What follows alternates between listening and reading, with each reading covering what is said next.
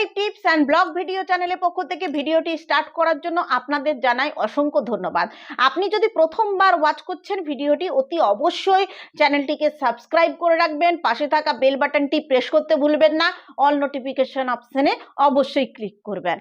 তার কারণ আমি এখানে প্রতিদিন ভিডিও আপলোড করে থাকি, রেগুলার বেসিসে আমি ভিডিও আপলোড করি। তার সঙ্গে সব থেকে বড় কথা হলো আমি হেলথ টিপস, বিউটি টিপস এগুলো সমস্ত এখানে দিয়ে এখানে আমি বিউটি টিপস, হেলথ টিপস, পড়াশোনা সংক্রান্ত টিপস, অনেকে ঠিকঠাক করে, অনেকে নেগেটিভ হয়ে পড়ছেন, অনেকে পজিটিভ কিভাবে থাকবেন, এই সমস্ত টিপস, তারপরে কুকিং টিপসও আমি এখানে আপলোড করে থাকি all type tips and blog video চ্যানেলে। আমি ডেসক্রিপশন বক্সের লিংক অবশ্যই দিয়ে রাখবো। আপনারা যারা দেখতে চান কাইন্ডলি ডেসক্রিপশন বক্সে গিয়ে ওই প্লেলিস্টে ক্লিক করলে আপনি কিন্তু সমস্ত ভিডিও দেখতে পাবেন। তো আজকের আমার আলোচনার বিষয় হলো খুবই গুরুত্বপূর্ণ, যে যারা পুরুষ বন্ধুরা দেখছেন তাদের জন্যও গুরুত্বপূর্ণ, মেয়েদের জন্য তো অবশ্যই গুরুত্বপূর্ণ, কারণ এই বিষয়ে প্রত্যেকেই ওয়াকিবহাল হওয়া দরকার। সেটা আজকের আমার ভিডিও হলো জরায়ুর সমস্যা কি হচ্ছে, আপনি কি সিমটম দেখে বুঝবেন যে আপনার জরায়ুতে কোনো প্রবলেম আসছে, সেই বিষয়গুলো নিয়ে আমি আজকের এই ভিডিওটি বানাচ্ছি।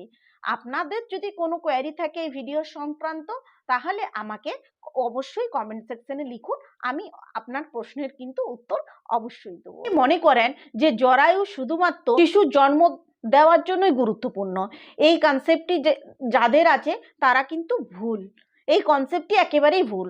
জরায়ু মেয়েদের একটি গুরুত্বপূর্ণ অঙ্গ, এর কিন্তু প্রতিটি পর্যায়ে যত্ন নেওয়া খুবই প্রয়োজন, যেমন মাসিকের সময়, সহবাসের সময়, এছাড়াও মেনোপজের আগে এবং পরে। জরায়ুর পরিচর্যা সম্পর্কে স্পষ্ট ধারণা না থাকলে বিভিন্ন ধরনের সমস্যা সৃষ্টি হতে পারে, এমনকি জটিল আকারও ধারণ করতে পারে এই জরায়ুর সমস্যা।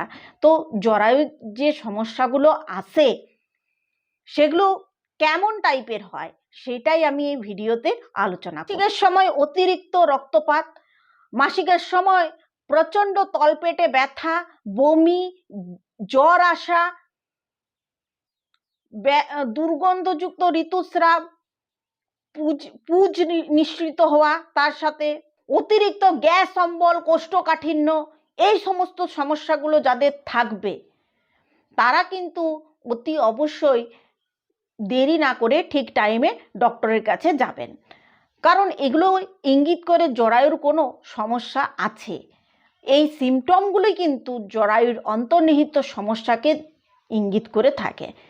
তো আপনারা শুনে থাকবেন এখন কিন্তু জরায়ুর বিভিন্ন রোগ খুব তীব্র আকারে মাথাচাড়া দিয়ে উঠেছে চারিদিকে, অনেকেই দেখবেন এতে আক্রান্ত, কিছু না কিছু সমস্যা আসছেই। তবে সতর্ক হওয়ার জন্য আমি আপনাকে বিশেষ দিক করে পরামর্শ দিয়ে থাকবো যে যখন দেখবেন নিম্নাঙ্গ চাপা চাপা মনে হচ্ছে, যখন দেখবেন যে আপনার প্রচণ্ড বদহজম, গ্যাস অম্বল হচ্ছে, এর সাথে রয়েছে কোষ্ঠকাঠিন্য, পেটে তলপেটে খিঁচুনি টান টান লাগছে, ব্যথা লাগছে, এই টাইপের সমস্যা হলে দেরি না করে চিকিৎসকের কাছে যাওয়াই বেটার। এবং ঋতুস্রাব আপনার হয়তো ঠিক টাইমে হচ্ছে না, বেশ কিছু টাইম পিছিয়ে যাচ্ছে, অথবা মাসে 2 থেকে 3 বার ঋতুস্রাব হয়ে যাচ্ছে, এরকম ধরনের সমস্যা যদি থাকে অবশ্যই ডক্টরের শরণাপন্ন হবেন। এছাড়াও যাদের এই ঋতুস্রাব শুরু হয়েছে তাদের ক্ষেত্রে কিন্তু একটুকু পিরিয়ডের প্রবলেম আসতেই পারে, সেটা কিন্তু খুব স্বাভাবিক।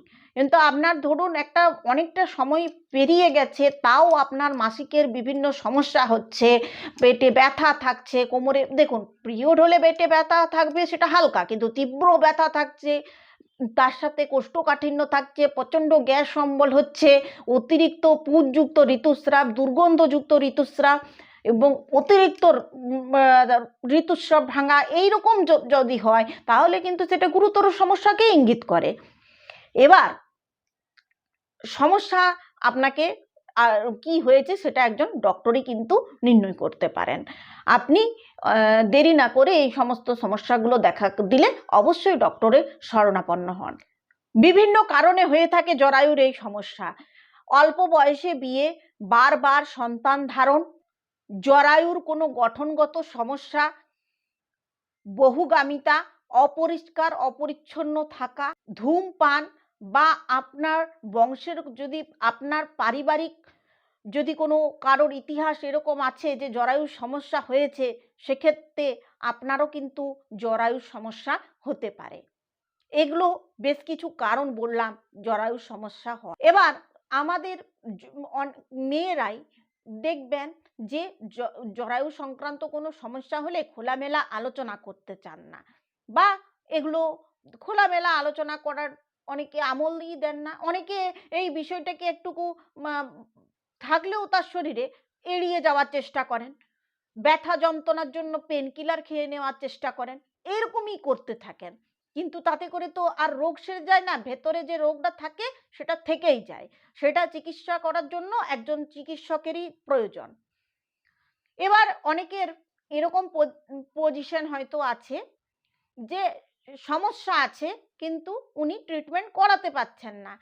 আপনাদের অবগত করার জন্য বলছি, দেশের প্রত্যেক জেলায় সদর হাসপাতালে জরায়ু এবং ব্রেস্টের ফ্রিতে ট্রিটমেন্ট করা হয়, বিভিন্ন পরীক্ষা নিরীক্ষা করা হয়। আমি বলবো প্রত্যেকটি মেয়েকে যে বছরে অন্তত একবার আপনারা এই পরীক্ষাটা করিয়ে নেন, পারলে হোল বডি চেক আপ প্রতি বছর করান।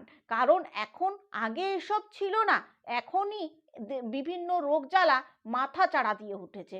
তার মধ্যে অধিকাংশ ক্ষেত্রেই আপনি শুনবেন যে মেয়েদের পিরিয়ডের সমস্যা, জরায়ুর টিউমার, জরায়ুর ক্যান্সার, জরায়ুতে ইনফেকশন, এই সমস্ত কথা শুনবেন যে আর পিরিয়ড ঠিক টাইমে হচ্ছে না, কারোর কম হচ্ছে, কারোর বেশি হচ্ছে, কারোর পিছিয়ে পিছিয়ে যাচ্ছে, প্রতি মাসে অনিয়মিত ঋতুস্রাব, এই সমস্ত হচ্ছে। তাহলে বন্ধুরা, আজকের ভিডিওটি কেমন লাগলো? All type tips and blog video চ্যানেলের পক্ষ থেকে ভিডিওটি লাস্ট পর্যন্ত দেখার জন্য আপনাকে জানাই অসংখ্য ধন্যবাদ।